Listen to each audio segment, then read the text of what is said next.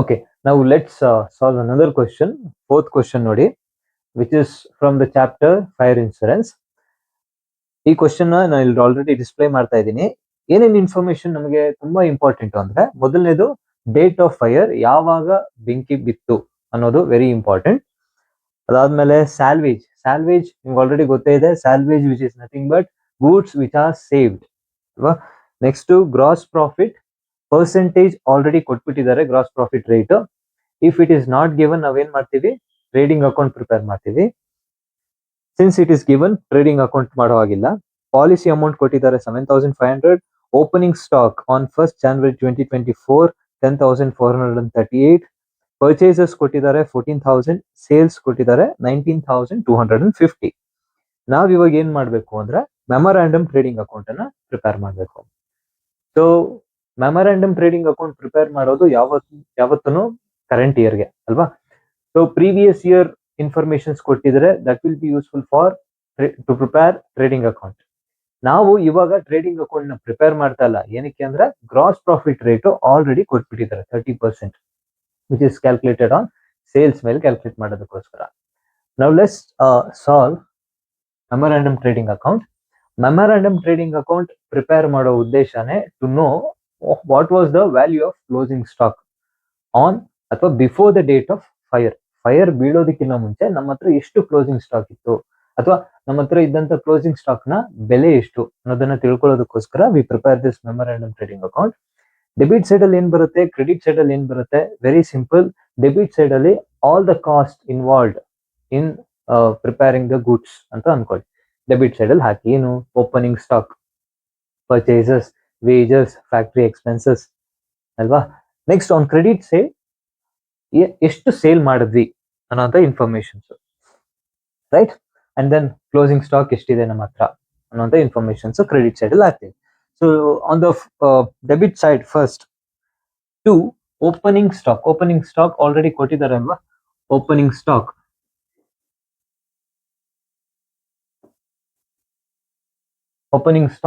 10,438. Next, 2 purchases, that is 14,000. Adadmele there is no purchase returns, there is no wages, right? So go to the credit side, hogi by sales ಕೊಟ್ಟಿದ್ದಾರೆ 19,250. ಅದಾದ್ಮೇಲೆ closing stock ನ ಕಂಡುಹಿಡಿಯೋದಕ್ಕಿಂತ ಮುಂಚೆ gross profit rate ಕೊಟ್ಟಿದ್ದಾರಲ್ವಾ. Gross profit is always calculated on what, on sales. So calculate ಮಾಡೋಣ ಅಂದ್ರೆ gross profit rate is 30% ಅಲ್ವಾ. So sales ಎಷ್ಟು, 19,250ಗೆ 30% ಕ್ಯಾಲ್ಕುಲೇಟ್ ಮಾಡಿ. How much is 30% on 19,250? So it will be 5,775. After doing this, total ಮಾಡಿ. So on the debit side, it is 30,213.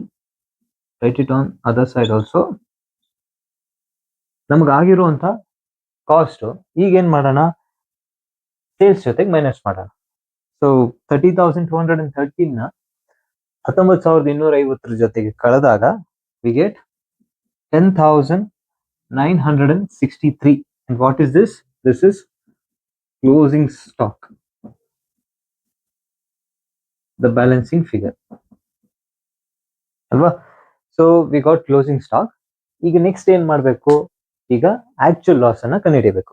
So after preparing memorandum trading account, ಇವಾಗ next step ಏನು ಅಂದ್ರೆ calculation of actual loss calculate ಮಾಡಬೇಕು. ಹೆಂಗ್ calculate ಮಾಡ್ತೀವಿ?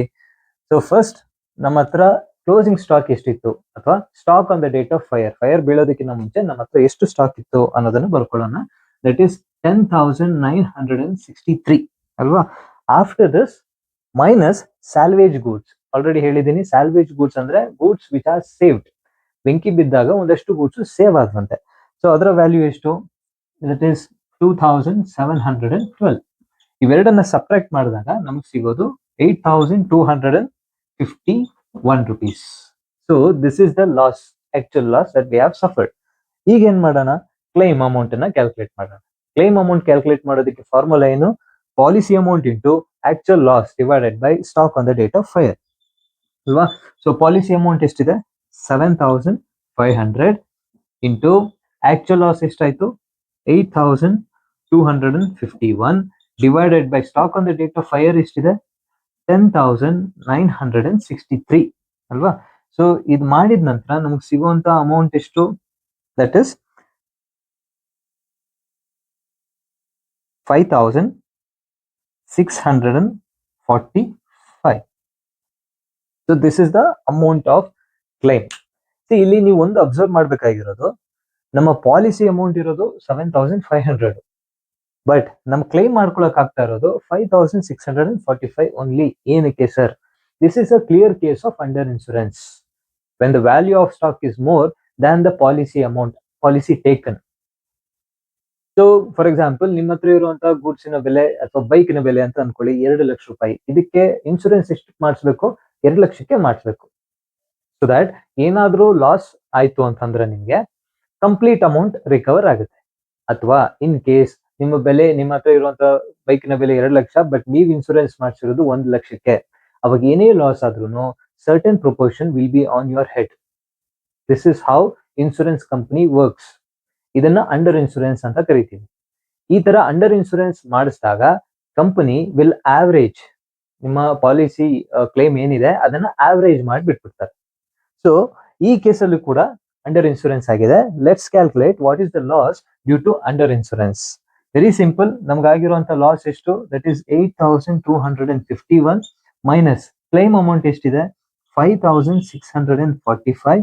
ಇವೆರಡನ್ನ minus ಮಾಡಿದಾಗ ನಮಗೆ ಸಿಗುವಂತ amount 2,606 rupees. This is a loss due to under insurance. ಆಯ್ತಾ. ಸೊ ಟು ಸಮ್ ಅಪ್ ಇನ್ನೊಂದ್ಸತಿ ಕ್ಲಾರಿಫೈ ಮಾಡ್ತೀನಿ. ಮೊದ್ಲೇನ್ ಮಾಡಿದ್ವಿ, ಮೆಮೊರಾಂಡಮ್ ಟ್ರೇಡಿಂಗ್ ಅಕೌಂಟ್ ಪ್ರಿಪೇರ್ ಮಾಡಿದ್ವಿ. Remember, memorandum trading account prepare ಮಾಡೋದು for current year information, with current year information.